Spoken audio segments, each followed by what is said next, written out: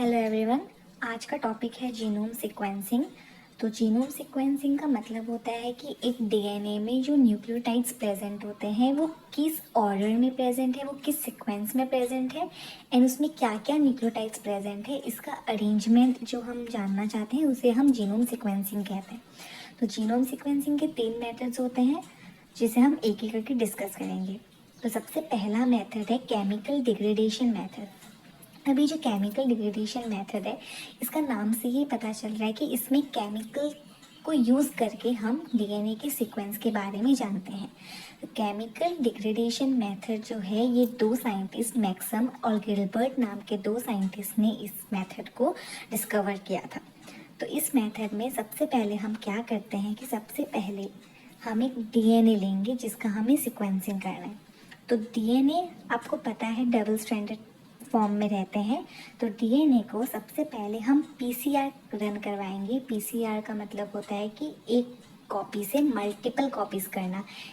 एक कॉपी से multiple copies पाना उसे हम पीसीआर कहते हैं। पीसीआर रन करा के हमें जो ये एक डीएनए स्ट्रैंड है इसके मेनी कॉपीज ऑफ डीएनए मिल जाते हैं, मतलब मल्टीपल कॉपीज ऑफ डीएनए। उसके बाद हम इसका कराएंगे डीनेचुरेशन। डीनेचुरेशन क्या करता है, ये जो डबल स्ट्रैंडेड डीएनए है इसको सिंगल स्ट्रैंडेड डीएनए में कन्वर्ट कर देगा। तो ये डबल स्ट्रैंडेड डीएनए जो है ये डीनेचर होकर ये सिंगल स्ट्रैंडेड डीएनए बन गया है। सिंगल स्ट्रैंडेड डीएनए है, ये 5' to 3' का एंड जो है, ये 5' वाला जो एंड है इसको हम रेडियो एक्टिवली लेबल करा देंगे। के बाद अब इसको हम 4 अलग अलग टेस्ट ट्यूब्स में डालेंगे। ये जो स्ट्रैंड है इसका हम, और ये हमारे पास एक स्ट्रैंड नहीं है, हमारे पास मल्टीपल स्ट्रैंड्स है क्योंकि हमने पीसीआर रन कराया था। पीसीआर रन कराने की वजह से हमारे पास ये इसके कई स्ट्रैंड्स हैं। तो हम ये सेम स्ट्रैंड को हर एक टेस्ट ट्यूब में डाल देंगे। तो जस्ट हम सपोज करते हैं कि हमारा जो ये जीनोम है जिसका सीक्वेंस हमें जानना है, ये सीक्वेंस ये है। तो हमें इसका पता करना है कि हम इसे निकालेंगे कैसे। तो हमने चारों टेस्ट ट्यूब में ये स्ट्रैंड को डाल दिया एक एक करके। अब ये स्ट्रैंड को डालने के बाद अब जो है एक में हो एक, हम इसमें 4 अलग अलग केमिकल्स डालेंगे। सबसे पहला क्या होता है, अब ये जो इस टेस्ट ट्यूब में हम देंगे ये डाइमिथाइल सल्फेट। अब जो डाइमिथाइल सल्फेट है वो क्या करेगा, वो ग्वानिन जो न्यूक्लियोटाइड होता है उसमें एक मिथाइल ग्रुप ऐड कर देगा। डाइमिथाइल सल्फेट का मतलब ही है मिथाइल ऐड करना। तो ये जो हमारा ग्वानिन है इसमें ये हमारा मिथाइलेटेड ग्वानिन हो गया। सेकेंड टेस्ट ट्यूब में हम ए और प्लस जी को डिस्ट्रॉय करेगा। इसमें जो केमिकल होगा वो A+G, वो होगा फॉर्मिक एसिड। फॉर्मिक एसिड जो है वो A+G इसको डिस्ट्रॉय करेगा। ए को भी करेगा, जी को भी करेगा। थर्ड टेस्ट ट्यूब में T+C हाइड्राजीन जो नाम का एक केमिकल है, हाइड्राजीन ऐड करेंगे जो T और C दोनों को डिस्ट्रॉय करेगा। फोर्थ टेस्ट ट्यूब में हम हाइड्राजाइन ही डालेंगे, लेकिन हाइड्राजाइन के साथ प्लस सॉल्ट डालेंगे सोडियम क्लोराइड। अब सोडियम क्लोराइड और हाइड्राजीन ये दोनों मिलके T को नहीं डिस्ट्रॉय करेगा, सिर्फ C को डिस्ट्रॉय करेगा। इसमें हमने डाइमिथाइल सल्फेट दिया, इसमें फॉर्मिक एसिड, इसमें हाइड्राजाइन और इसमें हाइड्राजाइन प्लस सॉल्ट। अब ये चारों टेस्ट ट्यूब को हम ट्रीट कर देंगे हॉट पिपेरिडन के साथ। ये क्या करेगा, जो ये न्यूक्लियोटाइड्स हैं जो मॉडिफाई हो चुके हैं, जैसे ग्वानिन हमारा मिथाइलेटेड हो गया, वैसे जो ये चारों न्यूक्लियोटाइड्स जो हमारे मॉडिफाइड हो गए हैं, ये सारे मॉडिफाइड न्यूक्लियोटाइड्स को क्लीव कर देगा। ठीक है, तो सबसे पहले ये जो इस टेस्ट ट्यूब में हमारा बेस G ये डिस्ट्रॉय होगा। तो जो हमारे पास ये स्ट्रैंड था, तो सपोज हम मान लेते हैं कि हमने जो पिपेरिडन ऐड किया इस टेस्ट ट्यूब में, तो इसने सबसे पहले क्या किया, इसने ये G को डिस्ट्रॉय कर दिया। तो जब ये G को इसने डिस्ट्रॉय किया तो हमारे पास कोई स्ट्रैंड मिला ही नहीं हमको, क्योंकि ये पहले G को ही इसने डिस्ट्रॉय कर दिया, तो हमारे पास कोई स्ट्रैंड नहीं मिला। सेकेंड केस में क्या हो सकता है, ये G डिस्ट्रॉय नहीं होकर हमारा ये G डिस्ट्रॉय हो सकता है। तो इस केस में क्या होगा, हमें ये G डिस्ट्रॉय हुआ तो हमें ये यहाँ तक इतना फ्रेगमेंट हमें मिल जाएगा।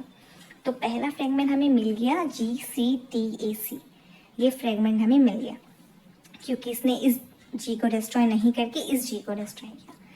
सेकेंड टेस्ट ट्यूब में जो ए और जी दोनों डिस्ट्रॉय होंगे। तो सबसे पहले हम देखते हैं ए। सबसे पहले इसने इस ए को डिस्ट्रॉय किया, इस ए को डिस्ट्रॉय किया तो हमें जी सी टी ये फ्रेगमेंट मिला। सेकेंड इसने इस ए को डिस्ट्रॉय किया, इस ए को डिस्ट्रॉय किया तो हमें ये पूरा फ्रेगमेंट मिलेगा टी तक, जी C T A C G T, और ये जी को भी डिस्ट्रॉय करेगा। तो मान लेते हैं कि इसने इस जी को डिस्ट्रॉय किया तो हमें कोई भी फ्रेगमेंट नहीं मिलेगा, और अगर इसने इस जी को डिस्ट्रॉय किया तो हमें ये सी तक जो है ये यहाँ तक हमें फ्रेगमेंट मिलेगा, G C T A C. Third test tube में देखते हैं ये टी और सी ये दोनों को डिस्ट्रॉय करेगा। सबसे पहले टी को लेते हैं, अगर इसने इस टी को डिस्ट्रॉय किया तो हमें जी और सी का फ्रेगमेंट मिलेगा, ये जी और सी का फ्रेगमेंट मिलेगा। अगर इसने इस टी को डिस्ट्रॉय किया तो हमें ये जी तक पूरा फ्रेगमेंट मिलेगा, जी सी टी ए सी जी। अब सी के तरफ जाते हैं, अगर इसने इस सी को डिस्ट्रॉय किया तो हमें जी सिर्फ एक फ्रेगमेंट मिलेगा जी, और अगर इसने इस सी को डिस्ट्रॉय किया तो हमें जी सी टी ए ये 4 न्यूक्लियोटाइड्स का फ्रेगमेंट मिलेगा। फोर्थ टेस्ट ट्यूब में क्या होता है, इसमें ये डिस्ट्रॉय बेस सी, तो बेस सी को डिस्ट्रॉय करेगा तो सबसे पहले हमें एक जी मिल सकता है, और दूसरा केस है कि हमें जी सी और टी और ए ये 4 फ्रेगमेंट मिल सकता है। उसके बाद हम ये जो भी हमें फ्रेगमेंट्स मिला है इसको हम रन कर देंगे इलेक्ट्रोफोरेसिस। तो हम इसका इलेक्ट्रोफोरेसिस रन करवाएंगे, ये हमने अलग अलग वेल्स है हमारा, इसमें हम रन करवाएंगे। तो सबसे पहले देखते हैं कि अब इसमें हमारे पास जो 4 टेस्ट ट्यूब्स थे, जी ए प्लस जी टी प्लस सी और सी का, ये चारों वेल्स में आपको लिख देना ए जी ए प्लस जी टी प्लस सी और सी। उसके बाद हमेशा जो सबसे शॉर्टर फ्रेगमेंट्स होता है वो सबसे लॉन्गेस्ट डिस्टेंस ट्रैवल करता है। तो यहाँ से जो ट्रैवल होगा, यहाँ से ट्रैवल होके आएगा, जो सबसे शॉर्ट फ्रेगमेंट है वो सबसे ज़्यादा लॉन्ग डिस्टेंस ट्रैवल करेगा, और जो सबसे लॉन्ग फ्रेगमेंट्स है वो धीरे धीरे ट्रैवल करके वो बहुत कम ट्रैवल करेगा। तो इसलिए हमें यहाँ से स्टार्ट करना है 1 2 3 4। अब क्या करना है, सबसे पहले चेक कर लेना कि जो सबसे मैक्सिमम नंबर ऑफ न्यूक्लियोटाइड्स वो कौन से कितने सबसे ज़्यादा हमें मिला है। 1 2 3 4 5 6 7 न्यूक्लियोटाइड्स का एक फ्रेगमेंट मिला है हमें, ये सबसे मैक्सिमम है। तो जो सबसे मैक्सिमम है वो लिख देना है 7, और उसके बाद 6 5 4 3 2 1। अब क्या करना है, जो सबसे पहला वेल है जी वाला, यानी इसमें हमें जो फ्रेगमेंट मिला है वो 1 2 3 4 5 न्यूक्लियोटाइड्स का है। तो हमें यहाँ 5 के यहाँ पे एक डैश दे देना है, क्योंकि ये फ्रेगमेंट यहाँ तक रन करेगा। नेक्स्ट ए प्लस जी, इसमें हमें 3 5 एंड 7 ये 3 फ्रेगमेंट्स मिले, 3 5 एंड 7 ये इतना रन करेगा। थर्ड टेस्ट ट्यूब में 1 2 4 एंड 6, तो 1 2 4 एंड 6। फोर्थ टेस्ट ट्यूब में 1 एंड 4, तो 1 एंड 4। अब क्या होता है कि अब हमें यहाँ पे ये देखो, पहला जो हमें मिला है फ्रेगमेंट, पहला जो हमें न्यूक्लियोटाइड मिला है वो टी प्लस सी एंड सी दोनों में मिला है। तो टी प्लस सी में भी मिला है और सी में भी मिला है, तो हमें पता है कि फ्रेगमेंट सी है, क्योंकि सिंगल सी में भी मिला है, टी प्लस सी में भी मिला है, तो इसका मतलब फ्रेगमेंट सी है। सेकंड देखो, टी प्लस सी में मिला है पर सी में नहीं मिला, तो अगर यहाँ सी प्रेजेंट होता तो हमें ये सिंगल सी में भी मिलता, लेकिन हमें यहाँ कोई बैंड नहीं मिला है, तो इसका मतलब टी प्लस सी में एक बैंड मिला, सी में नहीं मिला, तो इसका मतलब सी नहीं है। और अगर सी नहीं है तो ऑब्वियसली टी है, क्योंकि टी प्लस सी में तो मिला, तो ये टी हुआ। सिमिलरली ए प्लस जी में हमें मिला है पर जी में नहीं मिला, तो इससे पता चल रहा है कि जी फ्रेगमेंट तो नहीं है, क्योंकि जी होता तो हमें यहाँ पे भी एक बैंड मिलता। इसका मतलब हमारे पास यहाँ पे जो न्यूक्लियोटाइड है वो है ए। टी प्लस सी में मिला है, सी में मिला है, तो सी।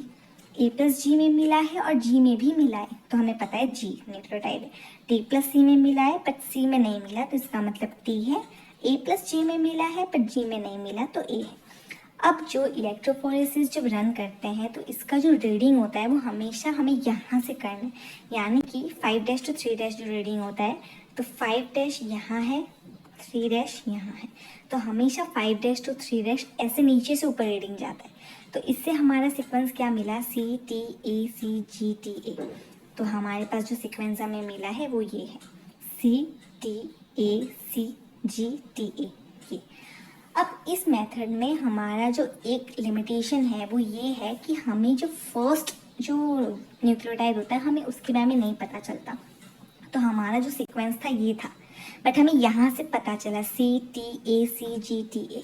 ये पहला जी हमें पता नहीं चला, वो इसलिए क्योंकि क्या होता है कि अगर पहला जी को डिस्ट्रॉय करता है तो ये तो हमारे पास तो कोई फ्रेगमेंट मिला ही नहीं ना, पहला जी डिस्ट्रॉय होने के बाद तो हमें उसका कोई फ्रेगमेंट नहीं मिला।